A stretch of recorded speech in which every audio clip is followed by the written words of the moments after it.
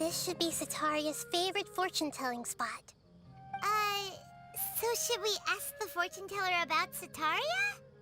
No, I already have enough information on Sataria. The most important thing now is for you to pay attention to the vendor's talking style and key characteristics. Talking style and key characteristics? My poor lost lambs, have you become troubled over your fates? The divine voice of wisdom often echoes between mine ears.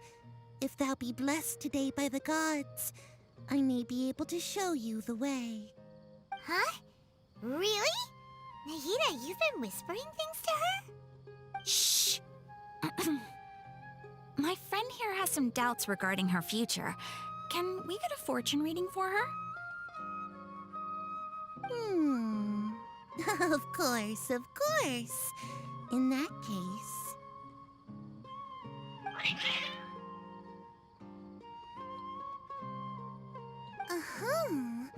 It would seem that Harut and Marut are quite wary of you.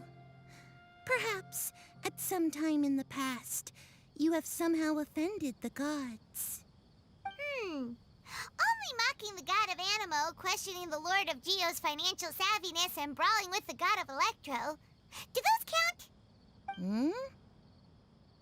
Oh, nothing. Go on, pick an aspect for her to divine.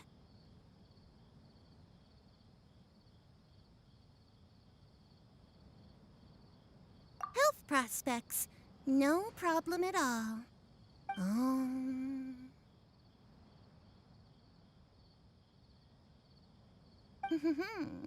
The gods have spoken. The truth shall be revealed. Your life shall continue on for... many tens of thousands of years? Impossible. Harut, Marut, did you two spoil my divination? I've never read a fortune so absurd.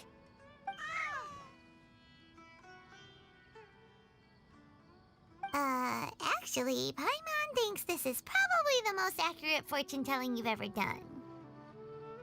I admit that the orientation of today's celestial matrix is, suboptimal. As such, there will be no charge. Is that so? Well, that can't be helped. If you were to bring some food offerings for Harut and Marut on your next visit, perhaps they could help you reverse the wheels of fate.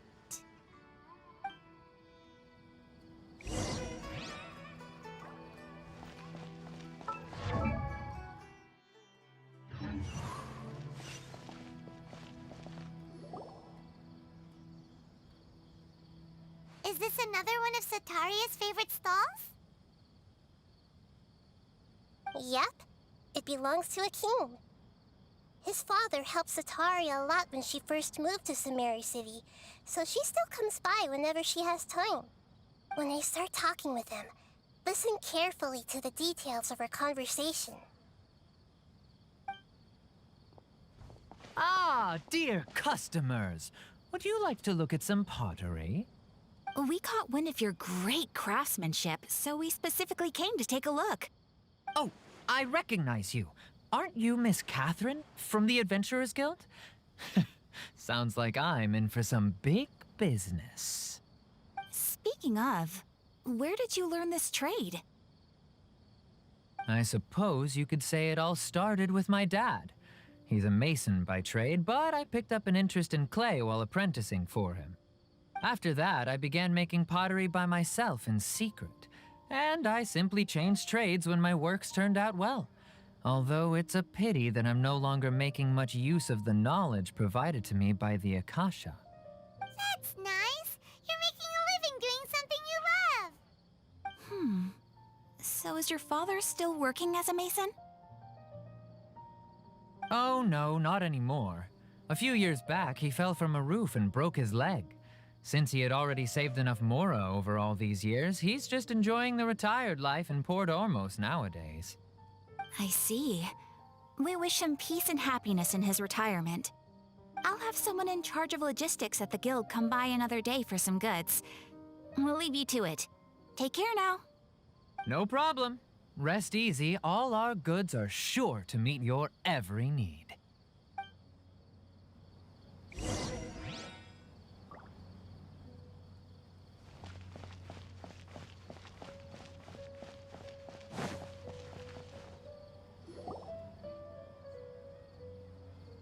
This should be our final stop. Sitaria's always thinking of this restaurant when she's working at the academia, so she always comes by whenever she's out in the city. Nahida, you've really thought of everything. It's my duty to protect Samari's citizens, after all. Hi there. I feel like I've seen you down by the docks before. Huh? Sorry, I don't quite remember. If I recall, you were having a discussion with someone about shipbuilding at the time. Ah, that's right! I've always been really interested in feats of marine engineering. After all, I grew up in Liyue Harbor and spent my entire childhood staring at the ships going in and out of the port. I came to Sumeru to study, but failed to make it into the academia due to my lack of talent. But I'm still discussing all kinds of problems with different scholars, and I'm continuing to study and perform research from the restaurant's basement. I'm sure I'll get into the academia after their next round of exams. What an admirable spirit for learning. Amazing! Sure, but you'll find hardworking people wherever you go. So this restaurant has a basement as well? Huh. First I've heard of it. That's right. It's not usually open to patrons. Most of the time, employees use it for breaks or to hold private events. I see. Guess that makes sense. Well, good luck with your studies, Miss Chishan. Thank you so much. As long as I can make it into the academia as an official student, I'll be happy.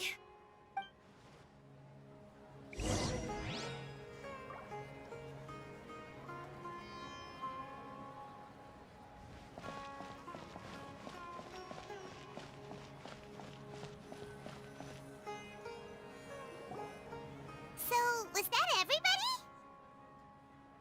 Mm-hmm. 3 familiar faces should be enough for Sitaria. What's the point of all the information we've collected? Nahida, you still haven't told us how you're planning to make Sitaria face her problems. Sitaria is already used to avoiding her problems, so we must find a way to break through her usual sensibilities.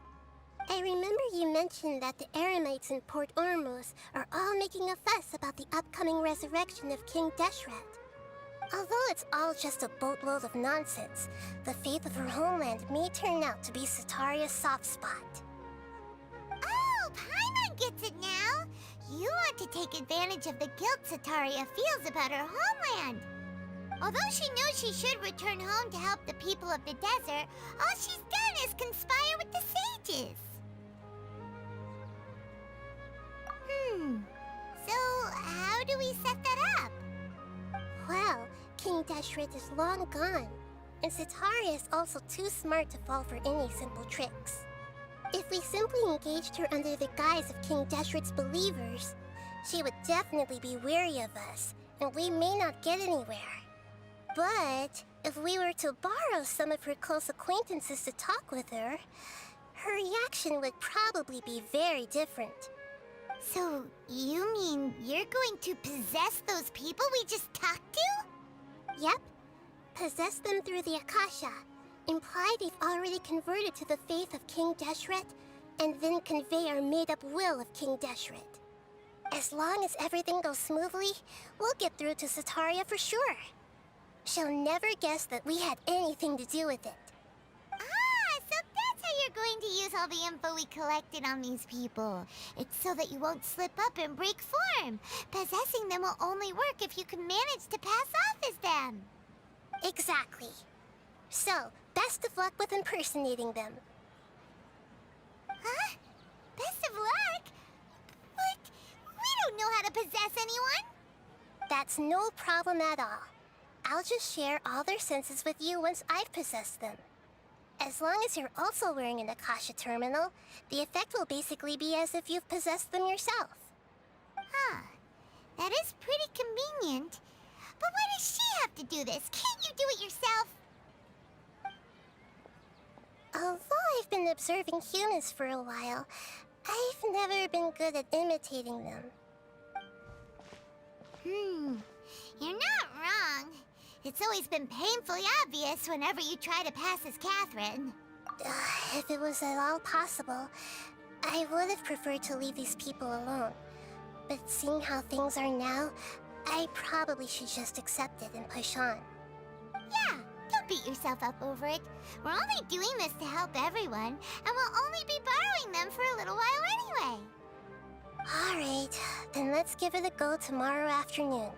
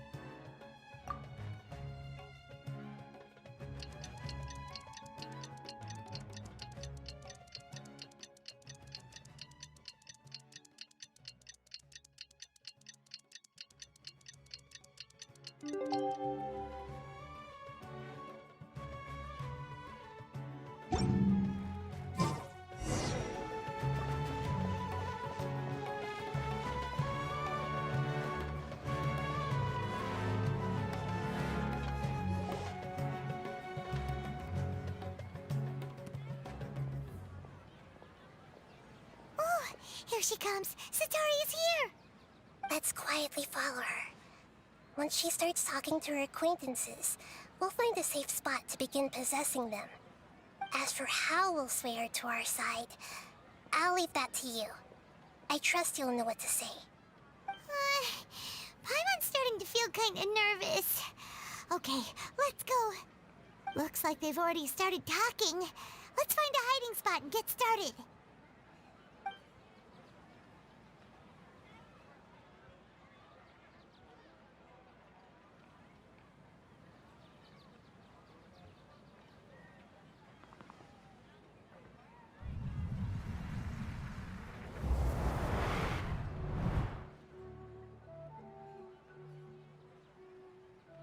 That's right. You really can't force anything when it comes to love. And besides, everyone around me has a very different background and outlook. Are you still listening to me, Nabia? Oh, of course I'm listening. You were talking about troubles with your love life, right? I heard everything you said. Okay then. You just seemed a little distracted for a moment there.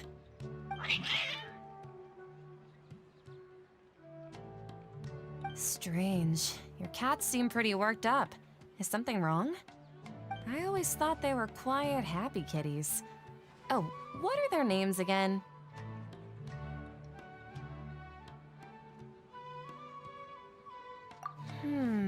Are you sure?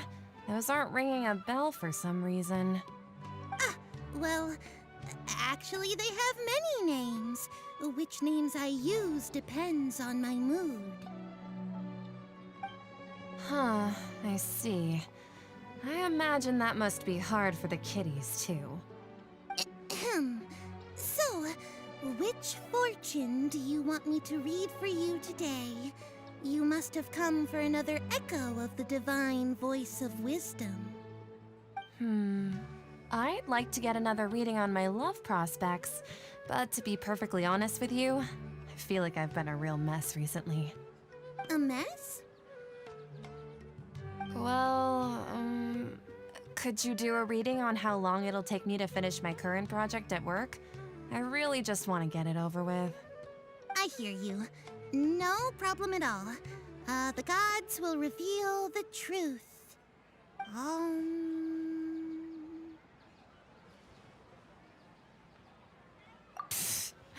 Sorry, your new laugh is just so hilarious. I couldn't help it. Oh, please pay no mind to those kinds of details. The gods are asking. Sitaria, why haven't you gone home? Why haven't I gone home? Do the gods really know everything I've been thinking about? Sitaria, why don't you just go home? It's a demand now instead of a question. The gods seem to be truly upset. I'm sorry. I know I failed the gods. Please pass on my most sincere apologies and ask for their divine forgiveness. And if I may ask, Nabia, is there a specific god who's speaking to you right now?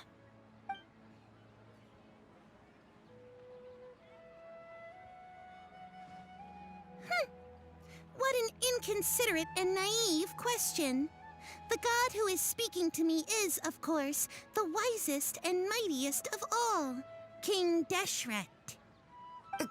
King Deshret? No wonder he would make such a demand of me. Wait a second. King Deshret passed away a long time ago.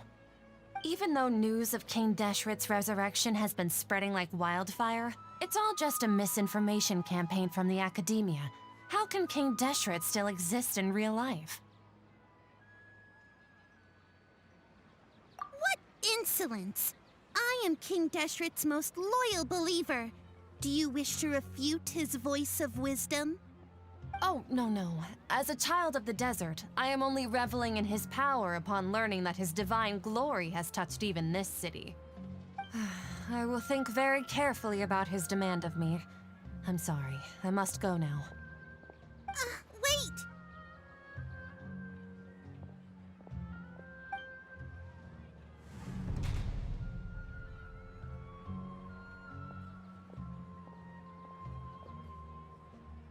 Ooh, she just ran off in a hurry. She looked pretty upset, too. Well done.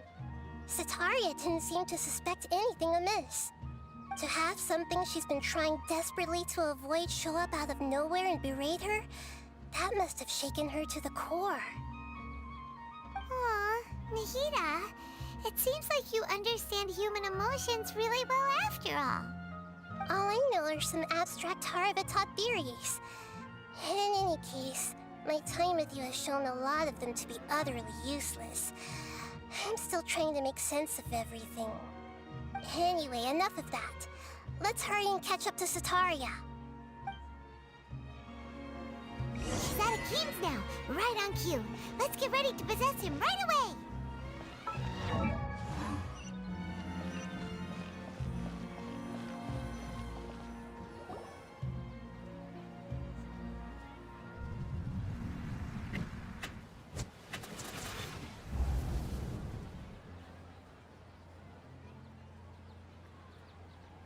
It's okay. I just got caught up in something. Oh, actually, didn't you ask me to help you look for work? What kind of work were you looking for again? Oh, right. Your old man's craft. How could I forget? Speaking of, how's he doing? Is he feeling any better?